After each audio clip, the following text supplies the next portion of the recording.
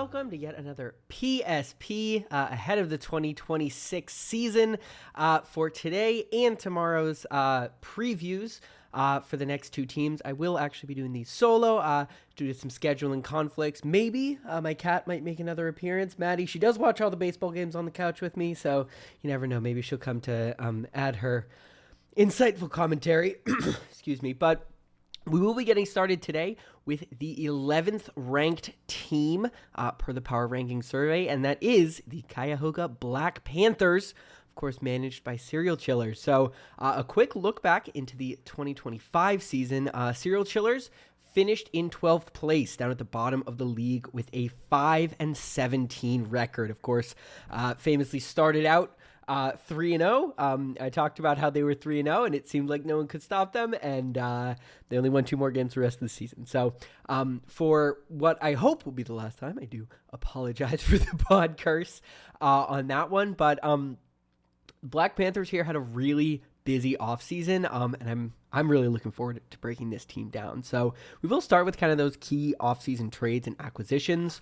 The first name in actually came via the first-year player draft. Of course, normally in that draft, we're seeing people take prospects that might not see the league for a year or two, but with the first overall pick, we saw Tatsuya Imai head to Cuyahoga and join this team and their pitching staff. Of course, coming over from Japan, we know what kind of a guy he can be. Sub-2 ERA this past year, big strikeout numbers, a little bit of a control issue that some people worry about, but he's just an absolutely electric arm. And I believe I said this during sort of the offseason recap.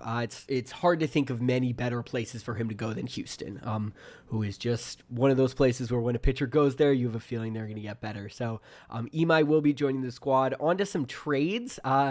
They also acquired Rafael Devers, Cody Ponce, Teoscar Hernandez, Jeff Hoffman, who was actually reacquired after being taken in the expansion draft, Framber Valdez, Kevin Gausman, and Elliot Ramos. So a really solid group of players coming in. The out, losing to expansion, were Alec Burleson and Ivan Herrera, a couple of Cardinals.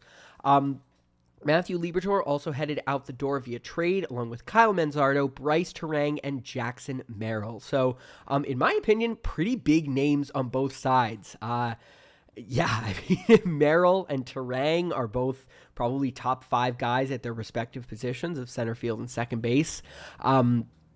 But big names coming in. Huge bat endeavors. Luckily, defense, other than the occasional error here or there, doesn't really count in this league. So Devers is basically just a bat guy, and boy, is that bat special.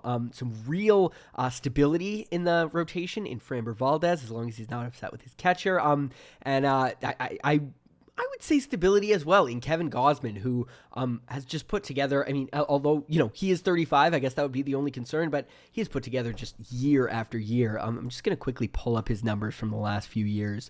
Over the last few years, per sort of our scoring model, 667 in 2025, 591 in 2024, 714 in 2023, 634 in 2022, 773 in 2021. So, this guy's put up, aside from the one season, which was just a hair under 600, he's done that all of the last 5 years.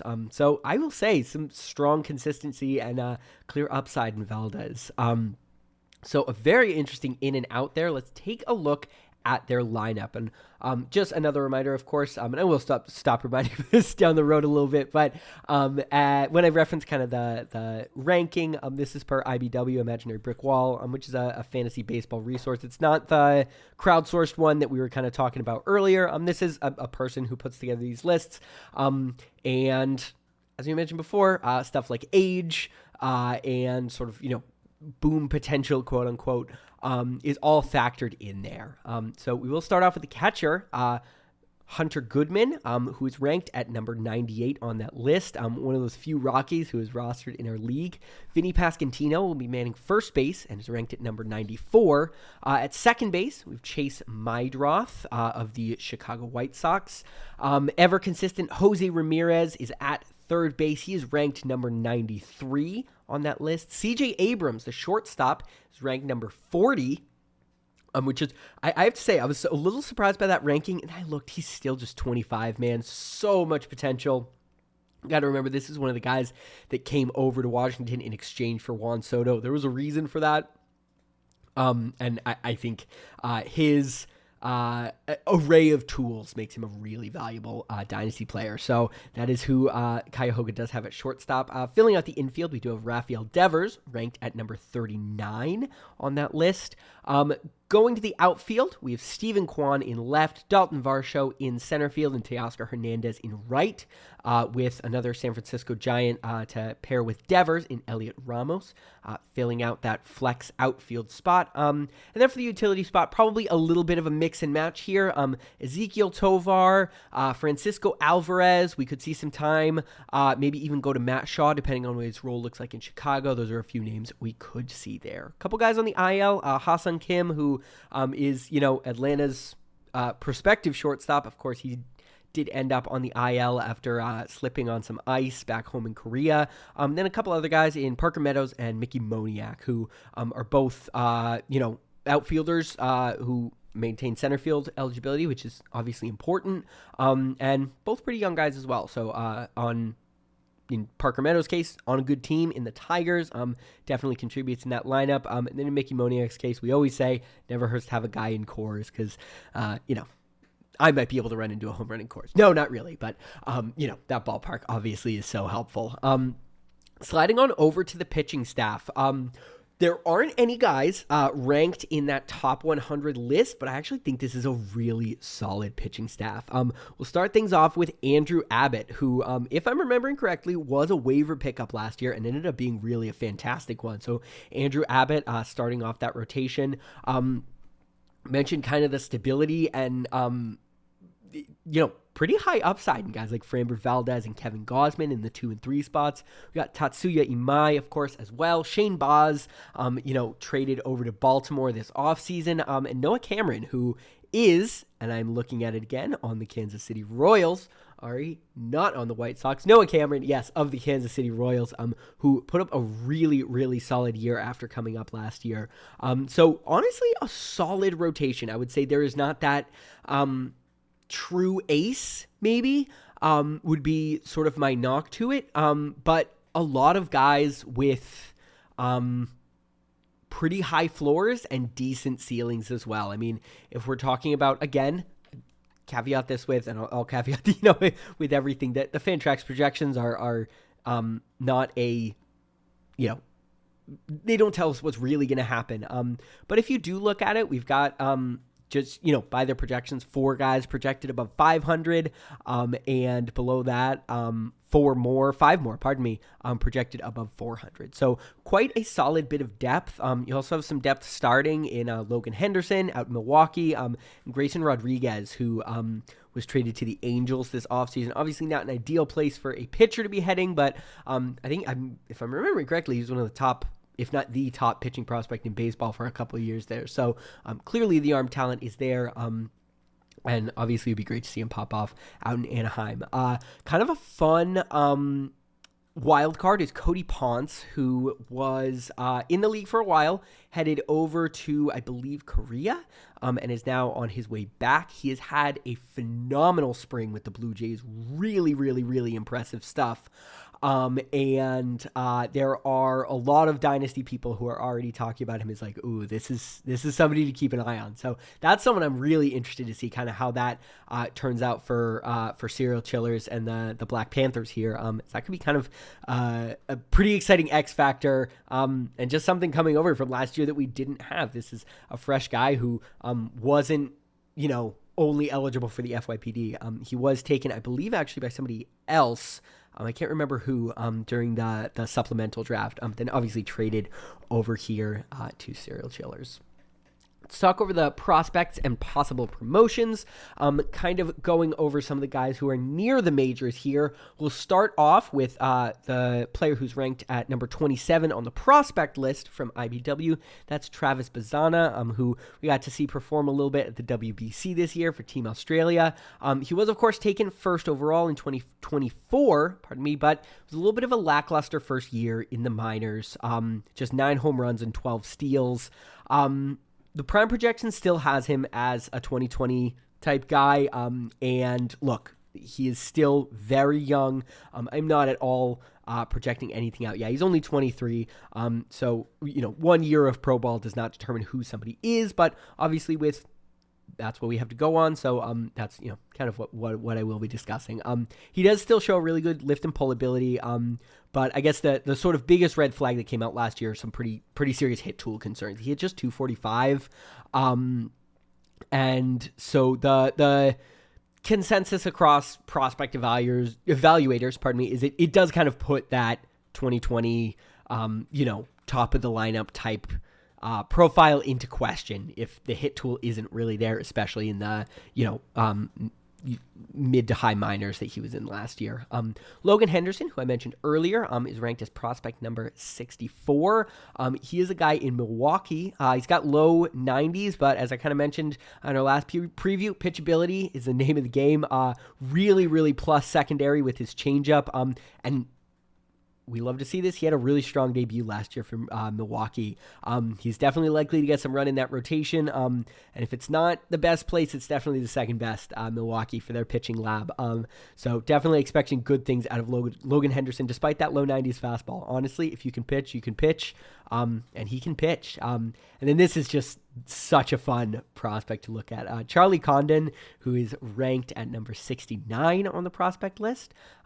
He is undeniably the first baseman of the future for Colorado.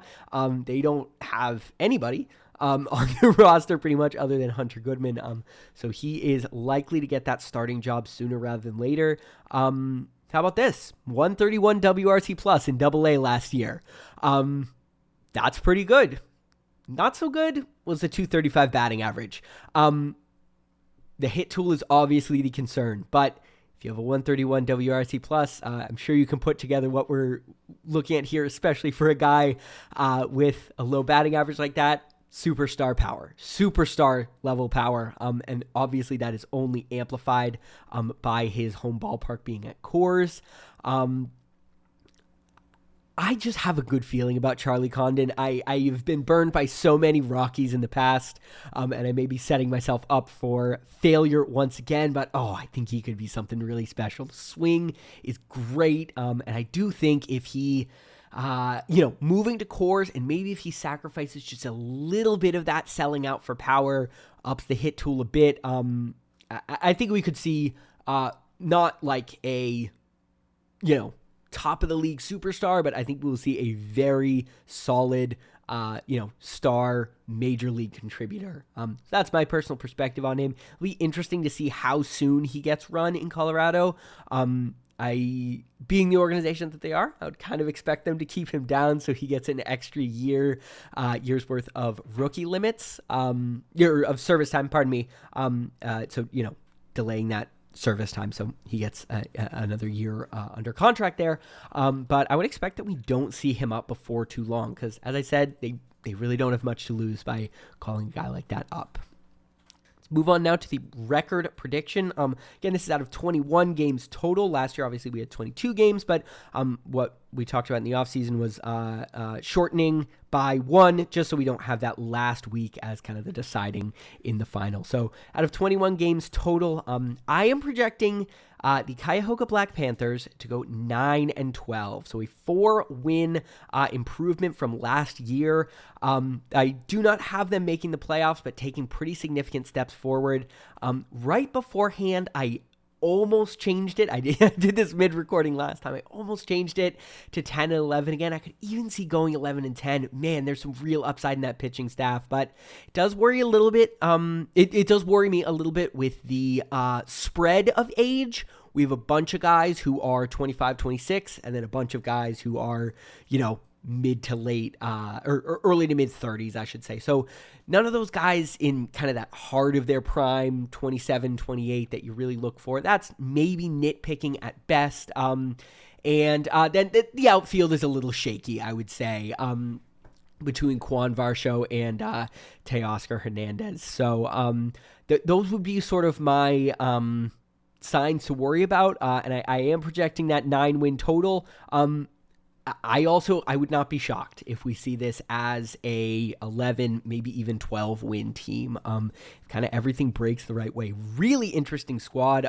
And honestly, to serial chillers, many props on sort of revamping, obviously, a roster that finished bottom of the league last year into one that we're talking about potentially winning near or winning double-digit games. So it should be a very interesting season to see how everything rolls out for them. Props to Serial Chiller, too, for kind of going back in and working to be competitive a year after finishing last. Love to see that, taking a guy like Imai, going out and making all those trades. It's cool to see everyone bought in and not totally selling for the future just yet. I'm sure we'll get some of that soon, and it'll probably be the right move when it does come around, but cool to see him, just kind of do the work to get this team back to being as close as competitive as possible. So that was our number 11th ranked team. We'll be back again tomorrow, or I guess I should say I will be back again tomorrow for the 10th ranked team as we are approaching the single digits. With that, we are signing off.